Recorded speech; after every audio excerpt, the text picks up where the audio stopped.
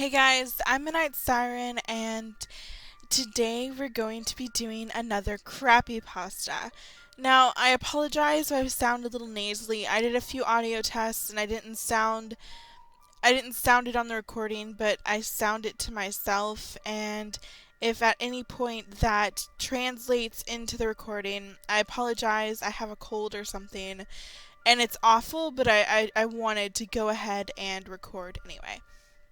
But I am going to be reading a little story called The Heart Ripper.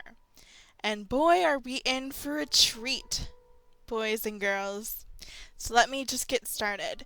Now, before I go into reading, I would just like to comment on how this story actually has punctuation, unlike the last Crappypasta I read and unlike the other one that I was considering reading in this one's place.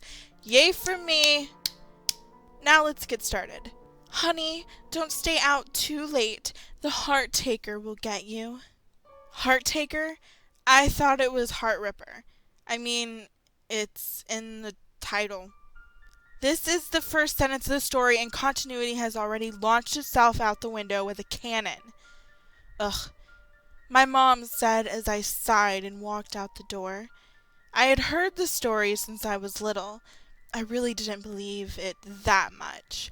Supposedly a guy with black hair, one red eye, and one white eye, while wearing a trench coat looking thing with black pants, was supposed to be out in the woods living, but would always come out at night to hunt down the people that wandered into his territory. Why are you trying to make him sound attractive? When I read that line, all I pictured was Jared Leto's alter ego in the 30 Seconds to Mars The Kill music video. Is that what you're aiming for? Well, at least Jared Leto can play the Heart Ripper in the movie adaptation. Alternatively, he could look like the guy from A Clockwork Orange.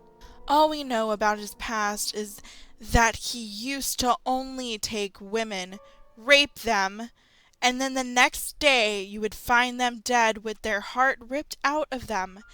About 2 years ago, the killings had come up again. A group of police had tried to search the woods, but only one of them came out alive, and he wouldn't talk about anything.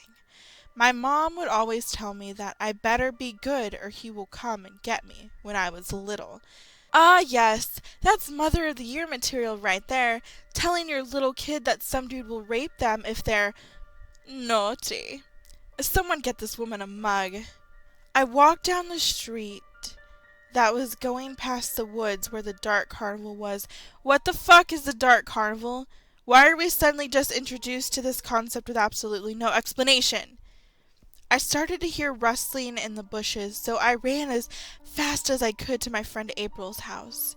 As soon as I arrived to her house, she was talking about going to the dark carnival just to show people that the heart taker didn't exist. I thought he lived in the woods. What the fuck is a dark carnival? Which to me was a bad idea, because I just had a weird feeling about it. Yeah, mate, I have a bad feeling about going to a place called the Dark Carnival, too. You might have to fight a tank. April, you're not really thinking about going, are you? I asked, already knowing what she was going to say. Angel, I have to go to prove that he don't exist.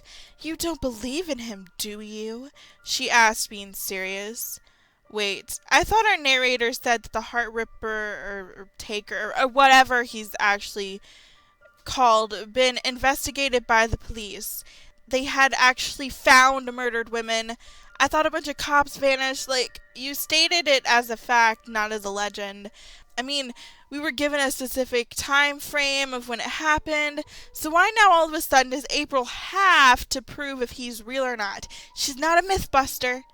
No, but I don't think it's a good idea. I have a bad feeling about this, I said, trying to make her change her mind. Angel, are you my friend or not? We have to go.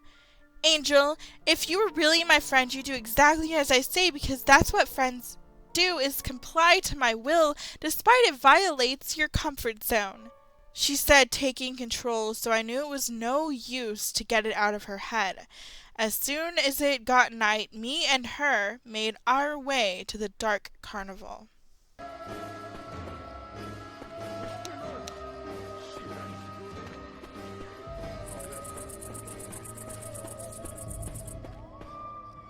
We walked down the street like we were going to my house. Then we made a turn right into the woods. We could barely see anything, but the carnival's lights were guiding us. Okay, whose design choice was it to put a carnival of the creepy persuasion out in the middle of the woods? We walked as the lights were guiding us. I had the feeling we were being watched, but I shrugged it off as my imagination. We kept walking in the woods, but after about another minute, I realized it was only me walking to the carnival, because April is actually the Great April Dini! April, where did you go? I screamed as I heard a scream in the distance behind me. She isn't with you anymore, a deep, hoarse voice said as I heard footsteps coming my way. I started to panic. At the disco, I ran all the way to the carnival as I noticed there was no ticket master. It was just a big gate separating the woods from the carnival. I opened the gate as I noticed there was no one behind me. I closed the gate as I heard, "Ladies and gentlemen, boys and ghouls, step right up. Behind this curtain lies a ghastly concoction of delight, horror, fantasy, and terror. Your every wish is our command, your every whimsical desire brought to life." Well, what if my wish is to have a flying unicorn? Can you give me a flying unicorn? But I'm warning you, there's always a price. So if I want a flying unicorn, I have to give you my liver? Welcome to the greatest show unearthed. So it was dug out of the ground? I started to hear the footsteps get closer to the gate. I started to panic. At the disco, "Boo, you stink!" I tried to move, but I was paralyzed with fear. I stared at the gate as I seen a guy with a kinda long trench coat looking thing on. He had black hair, and I looked at his eyes. One was red and one was white. I started to break down in tears as I finally realized the stories were true. I had no previous reason to believe they were true besides the fact that there was an actual police investigation in which only one returned. Ugh, that'd be like me denying that the Charles Manson murders were false until I was about to be murdered by Charles Manson. I finally got up the courage to run. Tears kept rolling down my eyes as I saw a tent, so I decided to hide in it.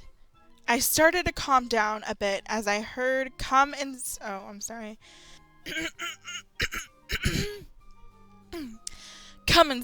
for the ride, your deepest, darkest fears. The best night of your life. You're never leaving here. The unknown, the unseen is what you're gonna find. Witness this, witness that, until you lose your mind. After I heard that part of the song, I heard a deep, hoarse demon laugh. Just the fact that he sang a song to her just further proves my theory that the Heart Ripper is actually Jared Leto. "You'll never hide from me, little girl. You're mine," he said as I could tell he was close because my spider sense was tingling. I stayed where I was. After another minute passed, I heard footsteps outside the tent, and then it went quiet. "There you are," he said as I felt hands grab me and bring me close to him. The smell that came off of him was like death, and I felt a sticky, warm substance, which I knew was my friend's blood. "Please let me go," I started to beg, as I knew it was already too late for me. He brought me close as one of his hands let go, and I felt pain in my chest as I knew it was my last night on Earth. My memories of my family started to flash back before my eyes, and then after that, the pain was unbearable, so I blacked out. But yet I still somehow wrote this story. Don't ask me how, because that would involve thought beyond that of a 3rd grade level. Police report. Someone had found the bodies of two girls beside the woods where supposedly the killer lives, which is apparently some sort of carnival thing that was never explained for some reason. Also, we either did not find or chose not to explore the giant carnival that put out a bright-ass light, as previously stated in the story for some reason. We have identified them as Angel Gannett and April Tannet. Tannet. The only thing missing from them were their hearts. I say the only thing because it's not like the fact that they're missing their hearts is a big deal. And there was a sign of a struggle from April. If you all see a guy with one red eye and one white eye, please call 1-800-645-6735 to report it to the authorities. Wait. In this police report, they give you a freaking 1-800 number to call to contact the authorities. A 1-800 number. You know what other number you can use to call the authorities? 911. Not some crazy-ass complicated 1-800 number. Did you even think this through at all? You could have just wrote, contact the authorities. Everyone over the age of 2 knows what number to dial in order to do so. Fuck! We have been on this case for about 3 years now. Hi. Your continuity called to tell you that at the beginning of the story you said 2 years! And we can't seem to catch him, and we have gave him the name The Heart Ripper. Roll credits! Oh, wait. Credit to Angelica. Good friggin' story, Angelica. Ugh. The end. Okay, so I'm pretty convinced that after reading this multiple times, the story was just about Jared Leto, who is a known method actor, studying for a role as a crazy psycho murderer and goes just a bit too far in his methods. Which honestly just makes the story about 100 times better. In all seriousness, this story had a ton of continuity errors. I mean, it started off with one, and until the end of the story, it could not get the murderer's name right.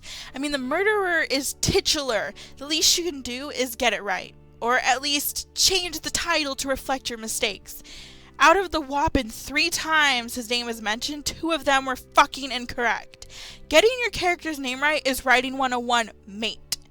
I'm surprised halfway through the author didn't start calling the narrator Engel instead of Angel. Logic seriously lacked in this story, and the dumbest it got was the fucking 1-800 number at the end. Just holy shit. The narrator was a complete dunce, but was nowhere near as bad as her abusive best friend who backhandedly threatened Angel into going with her. And I still have absolutely no idea what a dark carnival is outside of a Left 4 Dead map. Why wasn't it explained? Did the Heart Ripper live there?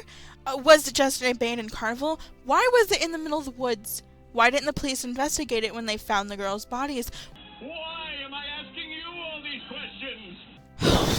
In the end, this was a half-assed story about some Jared Leto character murdering girls in a phantom carnival that suffers from a lack of information and lazy as fuck writing. It's better than Gunman 2 in the fact that it at least tried and had punctuation, but it's definitely worse than Sonic.exe, and that's saying something. On a scale of suck, I give this story a 5 only because of the awesome Jared Leto story I attached to it. Without that, it would easily be a 7, because it's that bad. But anyway, guys, thank you guys for watching this Crappypasta reading. Let me know what you think of this story in the comments below and what you'd rate it. I'm Midnight Siren, and I'll see you guys next time.